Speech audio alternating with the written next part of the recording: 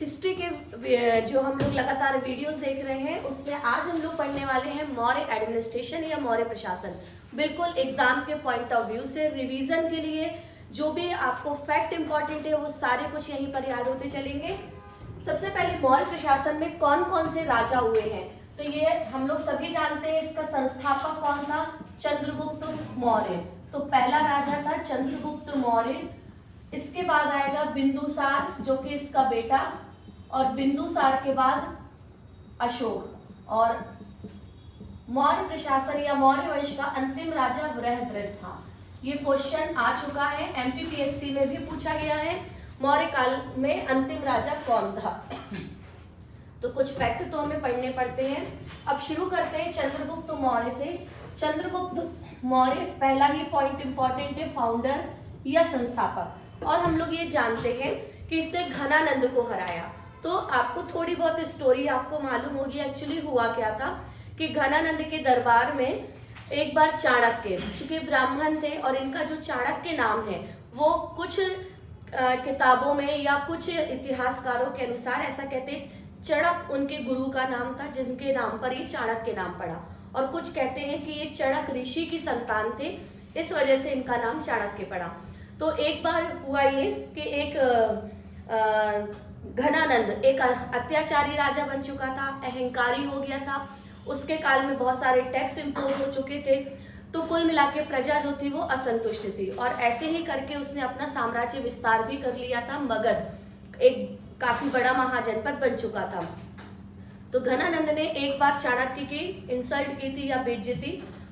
इसमें दो तीन स्टोरीज मिलती हैं। जैसे एक पहली स्टोरी ये मिलती है कि एक्चुअल में हुआ ये कि घनानंद ने बोला एक कुर्सी खाली कर दी और सारी जगहों पे बाकी विद्वानों को, स्कॉलर्स को बैठने के लिए जगह दे दी, और एक खाली की कि जो यहाँ पे विद्वान होगा वो बैठेगा। तो चाणक्य उस कुर्सी पे बैठ गए और उनकी शिखा पकड़कर, मतलब उनकी चोटी या बाल पकड़कर उनको वहां से उठाया कि अरे दुष्ट मूर्ख, तू अपने आप को बड़ा ज्ञानी समझता है, तू इस पे बैठने लायक नहीं है, और उसको बेइज्जत करके निकाला। तब चाणक्य ने वहां पे प्रतिज्ञा ली थी कि मैं तुम्हें, तुम्हारे पूरी परिवार को समूल नष्ट कर दूंगा। आज मैं ऐसी प्रतिज्ञा लेता हूँ और उसके बाद ही मैं अपने बालों को बांधूंगा या चोटी को टाई करूंगा। तो इसके बाद चाणक्य वहां से निकल गए। और ऐसा कहते हैं कि कुछ बच्चे खेल रहे थे जिसमें से एक बच्चा न्यायाधीश बन के बैठा था और बच्चों से बोल रहा था चलो तुम्हारी, मैं राजा विक्रमादित्य हूँ, 10-12 साल के बच्चे थे, और मैं विक्रमादित्य हूँ और तुम अपनी प्रॉब्लम लेके आओ, मैं न्याय करूंगा। तो चाणक्य को थोड़ा क्यूरियोसिटी हुई, उत्सुकता हुई कि ये क्या कर रहे हैं, कैसे निर्णय देगा। तो जब इन्होंने, बच्चों ने अपनी अपनी प्रॉब्लम रखी और उस बच्चे ने जो विक्रमादित्य बन के बैठा था उसने जो डिसीजन दिया उसको देखकर या सुनकर चाणक्य या विष्णुगुप्त आश्चर्यचकित रह गए, और उन्होंने यहीं से समझ गए उसके स्किल को, और ये बालक कोई और नहीं बल्कि चंद्रगुप्त मौर्य ही था।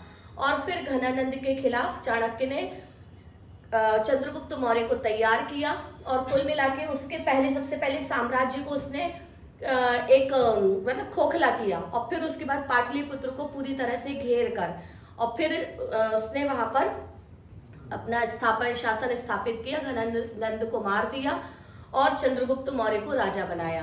तो कुल मिला के एक विद्वान और दूसरा वीर, इन दोनों की जोड़ी ने ही एक भारत में सबसे बड़ा और विशाल प्रशासन, ऑल इंडिया लेवल का भारत का सबसे बड़े विशाल प्रशासन को स्टैब्लिश किया था, और यही है मौर्य प्रशासन। तो चंद्रगुप्त मौर्य संस्थापक था, फाउंडर। और एक्चुअली ऐसा भी कहते हैं कि चंद्रगुप्त मौर्य की माँ बहुत मूरा नाम था, बहुत गरीब थी, तो उसको खिलाने तक के लिए खाना नहीं था, तो उसने चाणक्य को बेच दिया था। मतलब तुम ले जाओ इस बालक को, कम से कम भरपेट भोजन तो कराओगे। और फिर चाणक्य उसके स्किल को पहचान गया था और इसी वजह से उसने उसको कड़े ट्रेनिंग देकर उसको तैयार किया। अब चंद्रगुप्त मौर्य से रिलेटेड और क्या पूछा जाता है, तो इसके जाति को लेकर इतिहासकारों में कॉन्फ्लिक्ट है। कुछ लोग कहते हैं कि चंद्रगुप्त मौर्य क्षत्रिय कुल का था, जैसे जैन और बौद्ध, ये दोनों ही इसको क्षत्रिय मानते हैं। जबकि मुद्रा राक्षस, ये आपको याद आ रहा होगा किसने लिखी है? विशाख दत्त ने। और राक्षसों के दांत बड़े बड़े होते हैं, ऐसी कोई ट्रिक दी थी जिससे याद किया था। इसमें इनके लिए वृषल शब्द का प्रयोग किया गया है और इसे शूद्र कुल का बताया गया है। चंद्रगुप्त मौर्य को। इसके अलावा हम लोग थोड़ा सा एक सिकंदर वाली स्टोरी पढ़ चुके हैं, प्रीवियस वीडियो में है, जहां पर हमने आपको यूनानी आक्रमण बताया हुआ था, ग्रीक इन्वेशन, वहां पर सिकंदर के बारे में बताया था। एक्चुअली मगध जो था घरानंद के टाइम पर कुछ इस तरह से इतना बड़ा एडमिनिस्ट्रेशन था और यहाँ पर पोरस का शासन था। चंद्रगुप्त मौर्य अभी राजा नहीं बना है और इसी समय सिकंदर का इन्वेशन या आक्रमण हुआ पोरस पर। शॉर्टकट में वैसे प्रीवियस वीडियो में आप देख सकते हैं। और यहाँ पर सिकंदर ने पोरस को हराया, लेकिन जब उसको मालूम था कि मगध को बिना हराए वो हिंदुस्तान की सत्ता हासिल नहीं कर सकता, तो इसने लेकिन उसी समय व्यास नदी काफी उफान पर थी, क्योंकि इस टाइम पर बाढ़ आई हुई थी और इसकी सेना ने आगे बढ़ने से मना कर दिया। काफी लंबे टाइम से निकले थे, तो अपनी सेना की इच्छाओं का सम्मान किया और सिकंदर भारत में बिना आक्रमण किए वापस लौट गया। लेकिन ये जो वेस्टर्न पार्ट उसने जीता हुआ था, ये उसने अपने सेनापति सेल्यूकस निकेटर को सौंप दिया। और ईरान के बेबीलोन में सिकंदर की मृत्यु हो गई थी मात्र 33 इयर्स में, 323 बीसी में। तो ये वाला पूरी डिटेल हमने इसको प्रीवियस वीडियो में दिया है, जहां पे पूरी स्टोरी बताई हुई है, आप वहां से उसको जरूर देख सकते हैं। तो फिलहाल में अपन इतना देखते हैं। सेल्यूकस निकेटर जब यहाँ का राजा बन गया, सेनापति था वो उसका, और फिर यहाँ का राजा बन गया, तो ये चूंकि अपने साथ बीवी बच्चों को नहीं लाए, तो उन्होंने इंडियन महिलाओं से विवाह किया और यहीं पर वो बस गए। और इसी बीच में मगध को पूरा अधिकार में लिया चंद्रगुप्त मौर्य ने और मौर्य प्रशासन की नींव रखी और धीरे धीरे सभी महाजनपदों को जीतकर एक विशाल मौर्य प्रशासन चंद्रगुप्त मौर्य ने स्थापित किया। कुछ इस तरीके से साउथ में बस चोल चेर पांड्य अलग थे, जिन्हें संगम काल के नाम से जानते हैं, और बाकी पूरा मौर्य प्रशासन ही है। और इसी बीच सेल्यूकस निकेटर और चंद्रगुप्त मौर्य के बीच में युद्ध हुआ था, और ये जो युद्ध था ये हुआ था 295 बीसी में, जिसमें सेल्यूकस निकेटर हार गया और चंद्रगुप्त मौर्य की जीत हुई। और इस जीत के बाद सेल्यूकस निकेटर और चंद्रगुप्त मौर्य के बीच एक ट्रीटी हो गई, संधि हो गई। इस संधि के तहत हिंदू कुश पर्वत, जो कि यहाँ कहीं अफगानिस्तान में, इन दोनों की बाउंड्री बन गया या इन दोनों की सीमा रेखा बन गया। और इसके बाद सेल्यूकस निकेटर की पुत्री हेलेना का विवाह चंद्रगुप्त मौर्य से हो गया। आपको पहले भी बताया था, भारत की विदेशी बहू आ चुकी है यहाँ पे। और इसके बाद जब तक चंद्रगुप्त मौर्य या मौर्य प्रशासन था, तब तक इनकी हिम्मत नहीं हुई यहाँ पर आक्रमण करने की। जैसे ही सेल्यूकस निकेटर के बाद मृत्यु हुई, तो इनकी संतान क्या कहलाएंगी? इंडो ग्रीक्स या इंडो यूनानी भी कहते हैं, आधे इंडियन आधे ग्रीक। मतलब इसकी मृत्यु के बाद अब यहाँ पर कौन सा एम्पायर चल रहा है? Indo Greek. और यहाँ पर चल रहा है Maurya, Chandragupta Maurya, after that Ashoka, Bindusara and Ashoka. तब तक इनकी हिम्मत नहीं होगी यहाँ पर अटैक करने की, क्योंकि सारे एक से बढ़कर एक महानतम सम्राट हैं। लेकिन जैसे ही अशोक की मृत्यु होगी, मौर्य साम्राज्य का पतन होगा और इंडो ग्रीक्स का आक्रमण भारत में चालू हो जाएगा। तो ये आपको आगे बताएंगे। फिलहाल में हमने आपको सेल्यूकस निकेटर के बारे में थोड़ा सा बताया है। इसके अलावा चंद्रगुप्त मौर्य का प्रधानमंत्री चाणक्य ही था। और अंत में चंद्रगुप्त मौर्य ने भद्रबाहु, प्रीवियस वीडियो में हमने आपको जैन धर्म के बारे में बताया था, जहां पे स्थूल भद्र और भद्रबाहु के नेतृत्व में ये दो भागों में बढ़ गया था, श्वेतांबर और दिगंबर। तो भद्रबाहु के नेतृत्व में ये श्रवण बेलगोला चला गया कर्नाटक, और ये कहां पर है? तो चंद्रगिरी की पहाड़ियों पर, जहां पर चंद्रगुप्त मौर्य की मृत्यु हुई, मतलब उसने जैन धर्म अडॉप्ट किया था। इसके बाद चंद्रगुप्त मौर्य के बाद उसका उत्तराधिकारी, उसका पुत्र कौन बना? बिंदुसार। इसका नाम बिंदुसार पता है कैसे पड़ा है? एक्चुअल में चाणक्य जो है वो, इन्होंने जो अपन कहते हैं ना डिप्लोमेसी क्या होती है, कूटनीति, एक राज्य करने के लिए साम दाम दंडभेद हर एक चीज अपनानी पड़ती है, तब कोई व्यक्ति आगे बढ़ता है। तो चाणक्य ने कैसे गाइडेंस दिया था। चंद्रगुप्त मौर्य को वो भोजन में थोड़ा बहुत पॉइजन या विष देता था। रीजन ये कि थोड़ा थोड़ा करके यदि किसी व्यक्ति को पॉइजन दिया जाए तो उसका शरीर उसका हैबिचुअल हो जाता है, मतलब उसको आदी हो जाता है, और फिर जब कोई पॉइजन देगा तो उस पर उसका कोई असर नहीं होगा। मतलब वो कुल मिला के हर तरह से तैयार कर रहा था कि राजा के इतने शत्रु होते हैं कि कोई भी जहर देकर भी उसको मार ना पाए। और ऐसे ही कई सारी नाग कन्याओं का उल्लेख भी मिलता है उस टाइम पर कि चाणक्य ने बहुत सारी विष कन्या, नाग कन्या नहीं सॉरी, विष कन्याओं का भी यूज किया था। विष कन्या अपन ने खूब कॉमिक्स पढ़ी है, स्टोरीज सुनी हुई है, टीवीज में देखा है। तो एक्चुअल में ऐसा कहते हैं कि वो सब चीजें उपयोग की थी कि विष कन्या मतलब थोड़ा थोड़ा पॉइजन देकर और उनको इतना जहरीला बना दिया कि वो यदि किसी को काट भी दे तो व्यक्ति की मौत हो जाए। तो ये सब चीजें उस टाइम पे राजाओं को शत्रु, मतलब जो उनके राजाओं के शत्रु होते थे, एनिमीज, उनको हराने के लिए इन विष कन्याओं का उपयोग भी किया जाता था। और चंद्रगुप्त मौर्य को भी ऐसा ही उसने तैयार किया था। और कहते हैं एक बार उसकी गर्भवती रानी, प्रेग्नेंट उसकी बीवी उसके साथ भोजन कर रही थी, तो चूंकि उसमें विष होता था थोड़ा बहुत, तो चंद्रगुप्त मौर्य को तो हैबिट हो गई थी, बट उसकी रानी चूंकि प्रेग्नेंट थी तो प्रेगनेंसी के दौरान तो वैसे इम्यूनिटी काफ़ी कम हो जाती है और लास्ट मंथ ही था, तो वो उसकी डेथ हो गई पॉइजन की वजह से। लेकिन चाणक्य को लगा कि बच्चे को क्यों मारा जाए, तो उन्होंने उसके पेट को चीरकर बच्चे को निकाला और उसके माथे तक पॉइजन की एक ड्रॉप वहां पर पहुंच गई थी, इसीलिए उस बच्चे का नाम बिंदुसार रखा गया था। ऐसा कहानियों में मतलब मिलता है इस तरह से, इसी वजह से इसका नाम था बिंदुसार। तो अगला राजा बनेगा बिंदुसार। बिंदुसार ने भी अपने सेनापति के तौर पर चाणक्य को ही रखा था, लेकिन चाणक्य भी षड्यंत्र का शिकार हुए क्योंकि बहुत सारे लोग इसको नहीं चाहते थे और ऐसा कहते हैं कि अपने अंतिम समय में चाणक्य ने संन्यास ले लिया, अन्न जल त्याग कर, और ये जंगलों में जाकर तपस्या में लीन हो गए। और फिर इनका उत्तराधिकारी बना था राधा गुप्त। एक बार यूपीएससी में ये क्वेश्चन आया है कि चाणक्य का उत्तराधिकारी या चाणक्य के बाद कौन था सेनापति, तो वो प्रधानमंत्री कौन था, तो वो है राधा गुप्त। किसने उसकी जगह ली थी? बिंदुसार के समय में डायमैकस भारत आया, मिस्र नरेश का राजदूत था। मिस्र मतलब इजिप्ट, मतलब वहां से ये एम्बेसडर थे जिन्होंने यहाँ पर भेजा हुआ था। दो कंफ्यूजन होते हैं, एक डायमैकस और दूसरा डायनोसियस। तो ये जो डायनोसियस है ये आया था अशोक के समय में। टॉलमी मिस्र राजा या इजिप्ट किंग टॉलमी फिलाडेल्फस का राजदूत था या एम्बेसडर था। तो बड़ा नाम छोटे के साथ कनेक्ट करेंगे और छोटा नाम बड़े वाले नाम के साथ कनेक्ट करेंगे, उल्टा अपन को थोड़ा याद करना है। तो डायनोसियस डायमैकस में आपको कंफ्यूजन नहीं होगा। बिंदुसार को अमित्रोचेट्स या अमित्र घात के नाम से भी जानते हैं।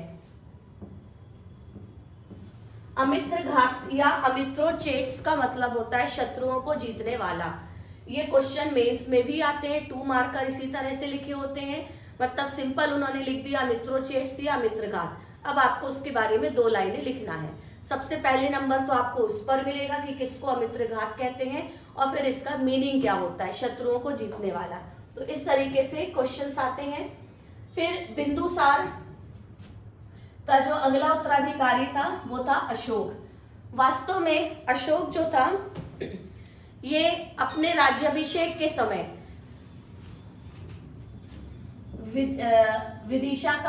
अवंती का राज्यपाल था, गवर्नर ऑफ अवंती। एक्चुअल में राज्यपाल हम लोग जानते हैं, कोई भी एडमिनिस्ट्रेशन की यदि हम बात करें, कोई भी बड़ा साम्राज्य या प्रशासन, जैसे हम मौर्य प्रशासन की बात करें तो ये बड़ी इकाई जो थी वो राष्ट्र थी, उसके नीचे प्रांत होते थे प्रोविंसेस, और उसके नीचे धर्म बटे होते थे चक्र में, और चक्र बटे होते थे मंडल, और मंडल बटे होते थे ग्राम में। तो एक चीज आप देखिएगा कॉमन है, चाहे आप अकबर का एडमिनिस्ट्रेशन देख लो, मतलब मुगल एम्पायर हो या सल्तनत पीरियड हो या फिर साउथ इंडिया ही क्यों ना हो, आप हर जगह गुप्ताज भी होंगे तो आप एक चीज कॉमन देखोगे, ये जो स्टेट होते थे प्रोविंसेस या प्रांत, ये कॉमन नेम मिलता था और इसके हेड को हमेशा ही गवर्नर या राज्यपाल के नाम से जानते थे। इसके अलावा जो ग्राम होता था ये भी हमेशा क्या होती थी, कॉमन यूनिट होती थी। मतलब ग्राम को, इस नाम को कोई रिप्लेस नहीं कर पाया, हर काल में ये स्मॉलेस्ट यूनिट हमेशा चलती रहेगी और इसका हेड हमेशा ग्रामीणी कहलाता था।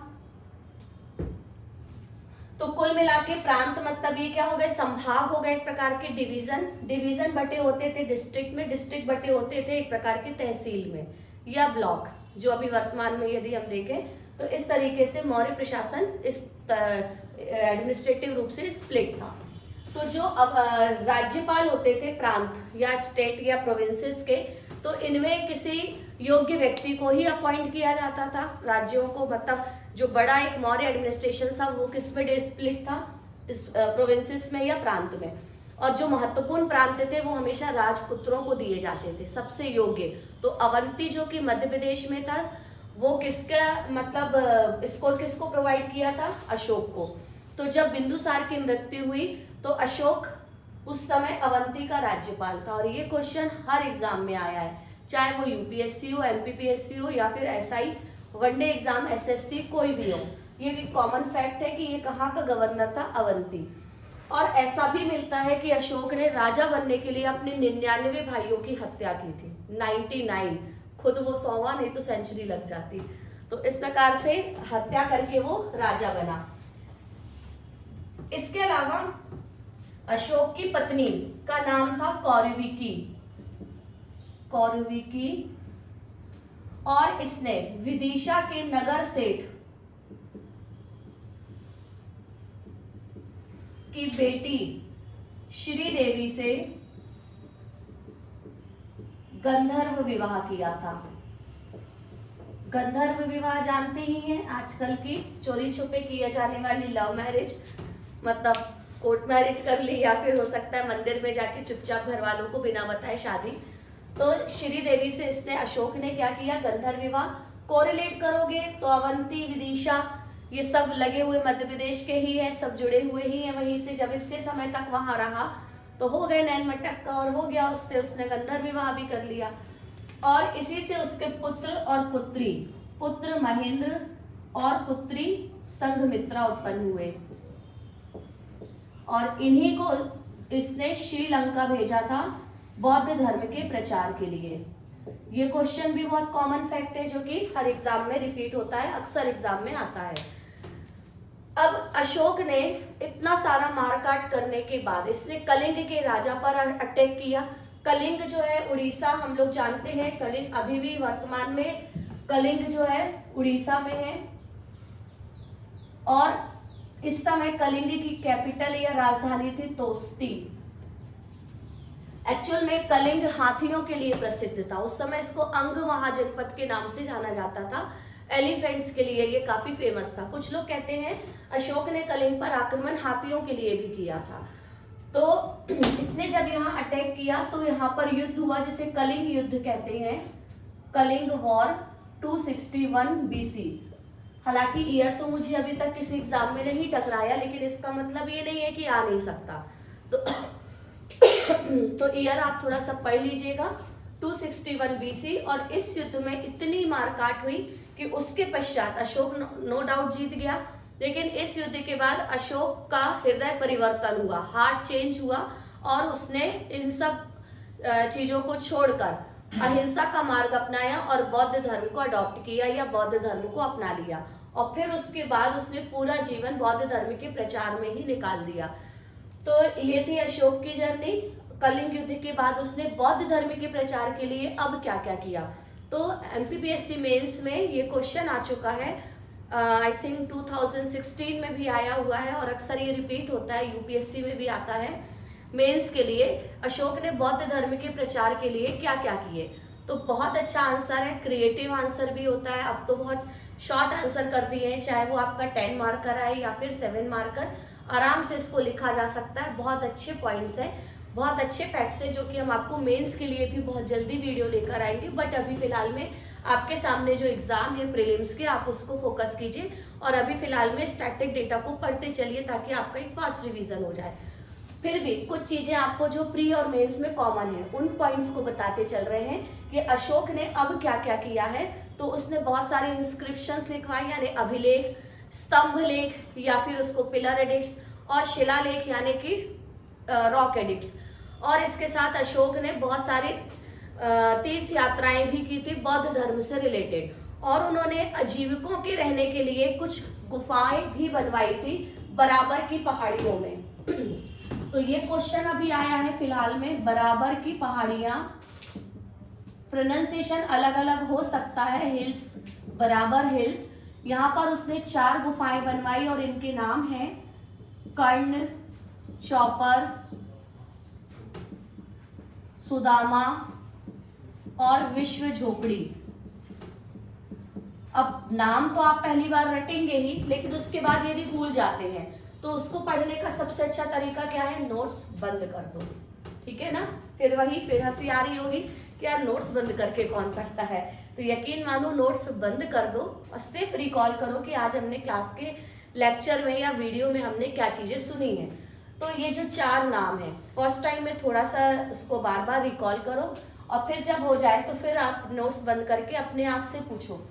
कर्ण ने चौपर खेला, चौपर जानते हो ना, वहां से शकुनी मामा तो याद होगा महाभारत वाला आपको, तो उसमें दुर्योधन और कौरवों की तरफ से ही कर्ण भी थे। तो बस ऐसे कुछ याद करना, कर्ण ने चौपड़ खेला। और सुदामा तो झोपड़ी में रहते ही थे, सुदामा और कृष्ण जी की जोड़ी भी आपको पता होगी कि सुदामा कितने गरीब थे और चावल वावल खा लिए थे। एक बार उन्होंने कृष्ण जी को नहीं दिए उनका भाग और खुद ही खा लिए, फिर नहीं, कृष्ण जी ने नहीं दिए थे सुदामा के हिस्से के चावल, और उसका उन्होंने फिर कैसे उतारा था आपको पता है कि किस्मत ही बदल गई थी जब ये द्वारिका मिलने पहुंचे थे फटेहाल सुदामा। तो सुदामा इतने गरीब थे तो कहाँ रहेंगे, झोपड़ी में। तो बस इस तरीके से 4 गुफाओं या केव्स के नाम भी आपको याद हो जाएंगे जो अशोक ने बनवाए थे आजीविकों के रहने के लिए, बौद्ध भिक्षुओं के लिए। अब अशोक ने जो बौद्ध तीर्थ स्थानों की यात्रा की है, यूपीएससी का क्वेश्चन है, इनका सीक्वेंस पूछा है, मतलब आप रट भी लो उसके बावजूद भी एक भी क्रम यदि गड़बड़ हुआ आपका आंसर गलत। अब तो माइनस मार्किंग भी है, तो अब तो कोई रिस्क नहीं, अब जो याद करना है वो बिल्कुल सॉलिड याद होना चाहिए। तो इसके लिए सबसे पहले अशोक ने कौन कौन सी यात्राएं या क्रम क्या है इसका, तो देखिएगा कितना अच्छा अपने पास एक सॉलिड तरीका है। सबसे पहले इसने कहाँ की यात्रा की, लुम्बिनी, फिर ये गया कपिलवस्तु, कपिलवस्तु के बाद सारनाथ, सारनाथ के बाद श्रावस्ती और अंत में कुशीनगर। अब कोई भी क्रम क्वेश्चन आता है तो उसमें से किसी भी ऑर्डर को चेंज कर देते हैं और पूछते हैं सही ऑर्डर क्या है। तो इसको कैसे याद करेंगे, हम जानते हैं गौतम बुद्ध का जन्म स्थान लुम्बिनी या कपिलवस्तु, तो अपन दोनों को लेके चल रहे हैं। फिर उसके बाद उन्होंने पहला उपदेश कहाँ दिया था, सारनाथ में, सारनाथ में, और सर्वाधिक उपदेश उन्होंने कहाँ दिए थे, श्रावस्ती। दोनों ही फैक्ट आए हैं, पहला उपदेश कहाँ दिया और सर्वाधिक कहाँ दिए, श्रावस्ती, दोनों आपको पढ़ने हैं नाम। और उनकी मृत्यु कहाँ हुई, कुशीनगर। तो इस तरीके से हम याद कर सकते हैं जन्म से लेके उनकी पूरी मृत्यु तक की जो प्लेस है उनके गौतम बुद्ध से रिलेटेड। तो अशोक ने इन स्थानों की इसी ऑर्डर में या इसी सीक्वेंस में यात्राएं की। और श्रीलंका तो इन्होंने भेजा ही था महेंद्र और अपनी पुत्री संघमित्रा को। इसके अलावा अशोक ने जो शिलालेख लिखवाए हैं उनकी संख्या कितनी है, 14 काउंटिंग पूछा जाता है और रॉक एडिक्ट्स की, तो वो है 14। इनमें से जो 13वां शिलालेख है 13 वो सबसे लंबा है, सबसे बड़ा, यह सबसे लेंदी, और इसी में कलिंग वॉर, कलिंग युद्ध का वर्णन है और अशोक के हृदय परिवर्तन, हार्ट चेंज। तो ये क्वेश्चन आया हुआ है अशोक का कौन सा शिलालेख सबसे लंबा है। इतना खुश मत होइए कि ये 13 दे दिया, रोमन अंक में दिया हुआ था। अब रोमन अंक में 13 कैसे लिखेंगे, ये है 10, 1 2 3। तो कई बार ये भी लोग कंफ्यूज हो जाते हैं कि 13 बोलते किसको है, रोमन अंक इस तरह से लिखे हुए, कई बार ऐसे भी लिख कर आ जाता है, तो ये कंफ्यूजन भी क्रिएट कर सकता है। तो ध्यान रखिएगा 10 और 11 इस तरीके से अशोक के शिलालेखों में मतलब इस 13 में ही इसका वर्णन मिलता है। फिर अशोक ने कुछ स्तंभ लेख भी लिखवाए थे, पिलर एडिक्ट्स।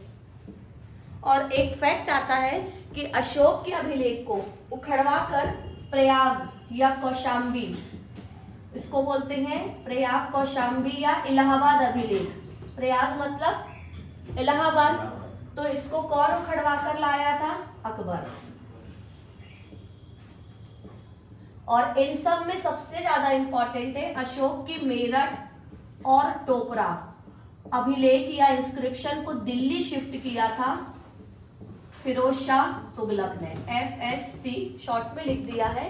तो ये क्वेश्चन हर एग्जाम में आया है, फिरोज शाह तुगलक ने किया था ये काम, और दिल्ली में ही उसने बहुत कुछ किया है। इसी वजह से दिल्ली के फिरोज शाह कोटला क्रिकेट का एक मैदान भी है, हालांकि अभी इसका नाम बदलकर अरुण जेटली ग्राउंड या मैदान कर दिया गया है, बट अभी तक इसका नाम क्या चल रहा था क्रिकेट मैदान का? फिरोज शाह कोटला मैदान। तो बस ये दिल्ली में है, और फिरोज शाह ही कहाँ लेकर आएगा? मेरठ टोकरा अभिलेखों को दिल्ली लेकर आएगा। तो ये हो गए आपके अशोक से रिलेटेड जो भी फैक्ट हमारे लिए इंपॉर्टेंट थे। और एक इसमें से जो इंपॉर्टेंट छूट गया है वो है अशोक का धम्म।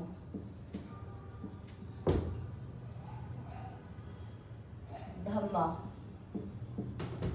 अब ये धम्म क्या है?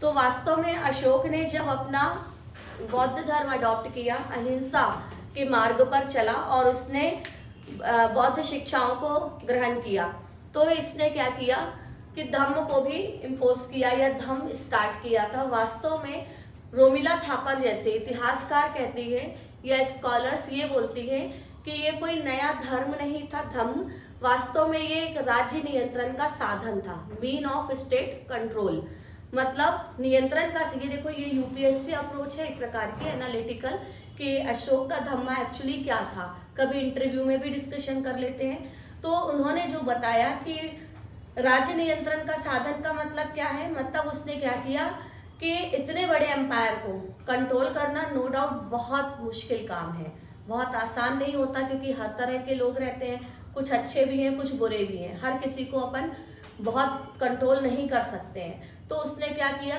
कि क्यों ना ऐसा कुछ सिस्टम बनाया जाए कि व्यक्ति सेल्फ कंट्रोल हो जाए, खुद से नियंत्रित हो जाए, और उस नियंत्रित करने के लिए ही उसने कुछ इथिकल वैल्यूज खुद स्टार्ट कर दी, बौद्ध धर्म से कनेक्ट कर दिया उसको, और उसी का नाम क्या दे दिया? धम्म।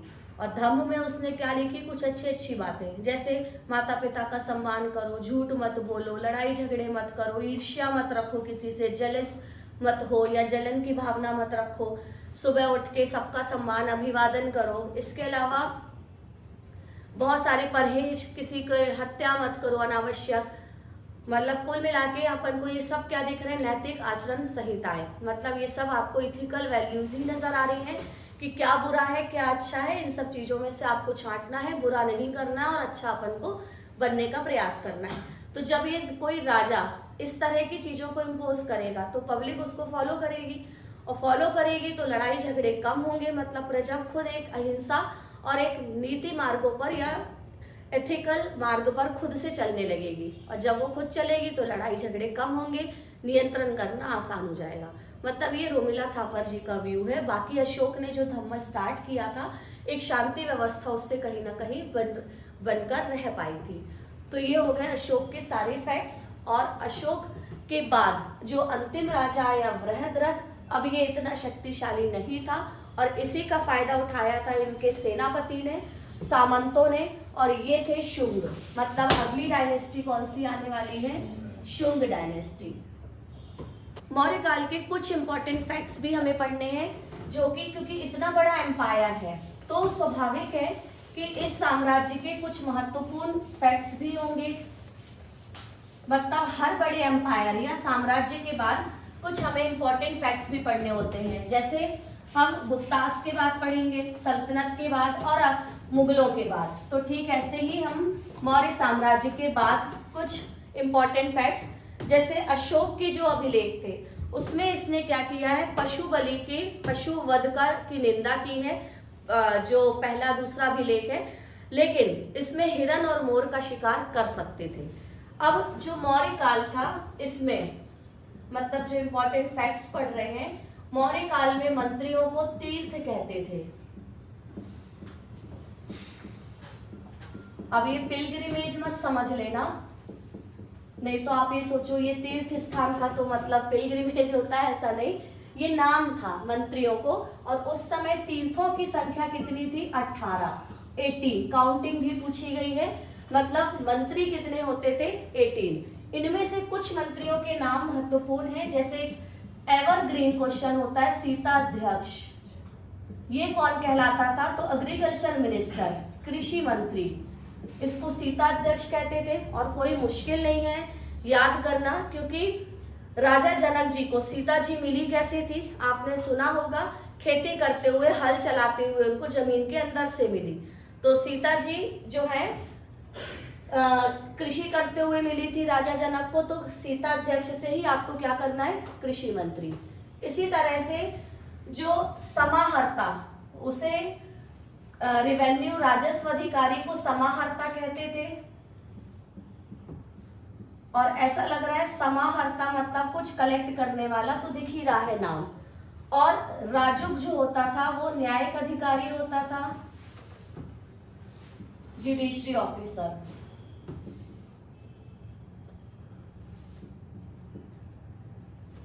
इसके अलावा ये जो अपन ने क्लासिफिकेशन अभी पढ़ा था यहाँ पे, या इसका जो एडमिनिस्ट्रेटिव हायरार्की देखी है,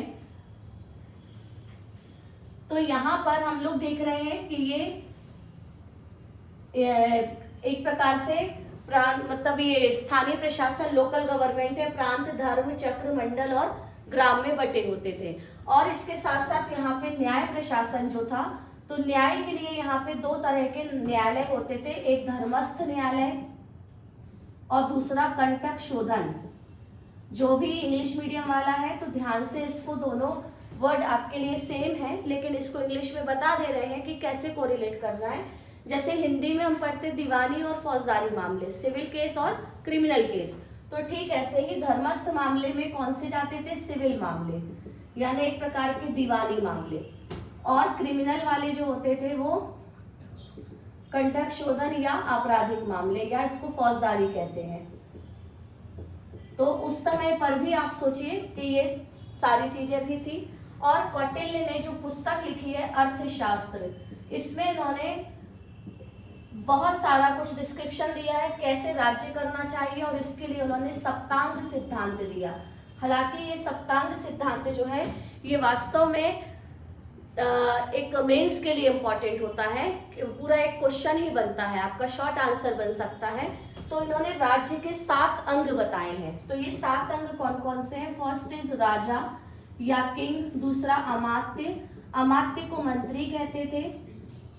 इसके अलावा जनपद, इसके बाद दुर्ग, जनपद का मतलब एक तरह से प्रांत ही है। और कौटिल्य का कहना था कि राजा जो है ये उच्च कुल का होना चाहिए, इसके अलावा भले ही इसके पास असीमित शक्तियां हैं लेकिन फिर भी निरंकुश नहीं होना चाहिए, और प्रजा के हित में ही उसको निर्णय लेना चाहिए। कौटिल्य की 2 लाइनें बहुत इंपॉर्टेंट, आप मेंस में जब डबल इन्वर्टेड कॉमा में लिख के आओगे तो डेफिनेटली आपको नंबर दूसरों से ज्यादा मिलेंगे। प्रजा सुखे सुखे राज्ञ, प्रजा नाम च हिते हितम। ये वाली लाइन कुछ आप इस तरह से लिख कर आओ, प्रजा सुखे सुखे राज्ञ, प्रजा नाम च हिते हितम। मतलब प्रजा के सुख में ही राजा का सुख है और प्रजा के हित में ही राजा का हित है। मतलब यदि राजा इस तरह से सोचे, अब इससे कहीं ना कहीं राजा की सोच दिखती है कि वो कल्याणकारी होगा। और इसके बाद अमात्य या मंत्री भी क्या होना चाहिए? उच्च कुल का होना चाहिए और ज्ञानवान होना चाहिए, बुद्धिमान होना चाहिए। लेकिन इसकी सलाह राजा के लिए बाध्यकारी नहीं थी, मतलब कंपलसरी नहीं थी कि राजा इसकी सलाह को सुने। हाँ, सुनता था, सामान्यतः मान भी लेता था, लेकिन राजा स्वतंत्र था। जनपद अच्छा वह है जिसकी प्राकृतिक सीमाएं हो, नेचुरल बाउंड्रीज। और स्वाभाविक है, जैसे भारत की बात करें तो उत्तर में जो हिमालय है वो भारत को क्या कर रहा है? सिक्योर कर रहा है सामरिक दृष्टि से, क्योंकि वहां पे एक नेचुरल बाउंड्री बना रहा है। नीचे वाला जो पेनिनसुला है, प्रायद्वीप, वो भी भारत को समुद्री सीमाएं प्रदान कर रहा है, सिक्योर कर रहा है। तो इस तरीके से कौटिल्य का ही ये कहना था, अच्छा जनपद वो है जिसकी प्राकृतिक सीमाएं हो। दुर्ग का मतलब क्या होता है? फोर्ट नहीं है, ये किला नहीं है, किले में रहते हैं, उसके बाहर जो बाउंड्रीज बनी होती हैं, दुर्ग जहाँ से लड़ाई लड़ी जाती है। और कौटिल्य का कहना था, उसने सबसे ज्यादा दुर्ग की मजबूती पर ध्यान दिया, क्योंकि कोई भी दुश्मन सेना इससे ही एंटर होके आपके किले पर कब्जा करने आ सकती है। तो जितना ज्यादा महत्वपूर्ण और जितना मजबूत ये होगा, उतना ही आपके लिए ये बहुत अच्छा होगा। दुश्मन के लिए बहुत ही मुश्किल होगा उसको क्रॉस करके किले पर आक्रमण या वहां पर पहुंचना। इसके साथ ही उसने सेना पर भी ध्यान देने की बात की।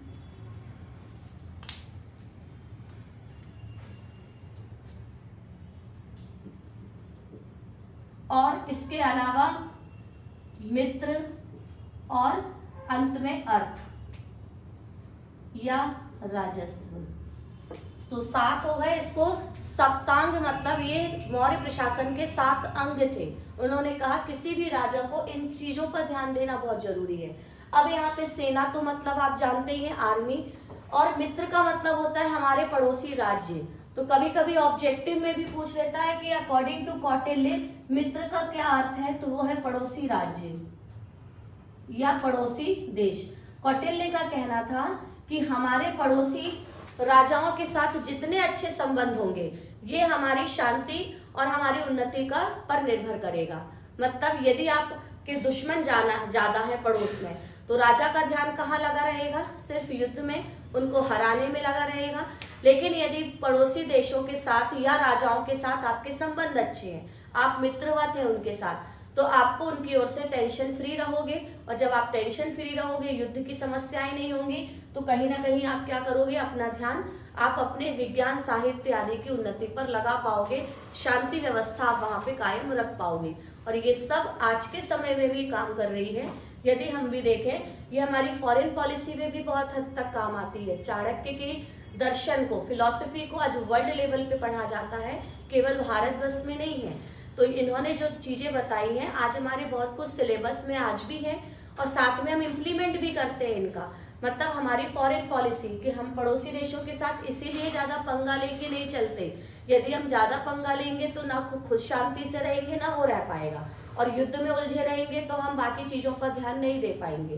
ठीक है। इसी तरह से जो सेना है, आज हर देश अपना रक्षा बजट क्यों बढ़ाता जा रहा है, डिफेंस पर क्यों खर्च कर रहा है? रीजन यही है कि जितनी विशाल और अपनी सेना इतनी अच्छी होगी, उतना ही दबदबा बना रहेगा। फिर दुर्ग का मतलब ही किला, जहाँ से लड़ाइयाँ लड़ रहे हैं, तो हम भी अपनी चीज़ों को सिक्योर करना चाहते हैं, मजबूती पर ध्यान देते हैं। जनपद का मतलब बाउंड्रीज, और मंत्री तो हमारे हैं ही साथ में, और राजा मतलब एक जिसका निर्णय लेना है। अब बचता है अर्थ। कौटिल्य कहते हैं अर्थ है तो अर्थ है, मतलब सभी कहते हैं ये तो अर्थ है तो अर्थ है, वरना सब व्यर्थ है। तो सबसे ज्यादा ध्यान उन्होंने बोला किस पर लगाना है? इस पर, क्योंकि जो आर्थिक रूप से संपन्न होगा वो यहाँ पे राजकोष पर ध्यान दोगे तो सारी चीजें आपके पक्ष में है। और आज भी यदि हम देखें तो ये बात बिल्कुल फैक्ट है कि आज जिसके जेब में पैसा है या जिसके पास पैसा है, वही क्या कर रहा है? कहीं पर भी कुछ भी चीज ले सकता है, खरीद सकता है। ठीक है। वो हर एक चीज को क्या कर सकता है? उसके तो जेब में भी हर चीज चलती है, प्रशासन, न्याय से लेके हर एक चीज। एक कटु वाक्य मैंने कहीं सोशल मीडिया में पढ़ा था, इसको आप अदरवाइज मत लीजिए, बस एक टैग लाइन कहीं पर मुझे दिखी थी ये वाली, कि हमारा जो न्याय व्यवस्था है वो एक मछली के उस जाल के समान है, जो नेट होती है मछली पकड़ने की, वो उसके समान है, फिशिंग नेट के समान, जिसमें छोटी मछलियां तो पकड़ जाती हैं, लेकिन जो बड़ी मछलियां होती हैं उस जाल को फाड़ के निकल जाती हैं। तो इस मीनिंग का, इस लाइन का इतना अच्छा मीनिंग है कि मतलब कि न्याय व्यवस्था गरीब लोगों के लिए है, जो उनके लिए तो पर्याप्त काम करती है, न्याय आए सब उन्हीं के लिए है। लेकिन बड़ी मछलियां, मतलब जिनके पास पैसे वालों के लिए न्याय भी काम नहीं करता। वो सब चीजें, मतलब वो हर चीज को खरीद सकते हैं, या वो हर चीज से को उनको मतलब वो भी काम नहीं करेगा। तो कुल मिला के पैसा मतलब राजकोष। तो कौटिल्य के ये जो 7 अंग हैं, ये मौर्य प्रशासन के सबसे महत्वपूर्ण पिलर थे, या एक सबसे बड़े स्तंभ थे जिस पर ये टिका हुआ था। तो ऐसे चाणक्य का मार्गदर्शन जिसको मिलेगा, स्वाभाविक है वो अपने कैरियर के पीक पर तो होगा ही होगा। मतलब राजा जो होगा तो वो अपने साम्राज्य को उन्नति पर जरूर पहुंचाएगा। तो ये था संपूर्ण मौर्य प्रशासन। और इसके बाद वाले वीडियो में हम लोग शुंग, कणव और इसके साथ ही साउथ इंडिया में सातवाहन और वाकाटक ये सब क्या चल रहा है, तो उसको जानने के लिए आप नेक्स्ट वीडियो को जरूर देखें।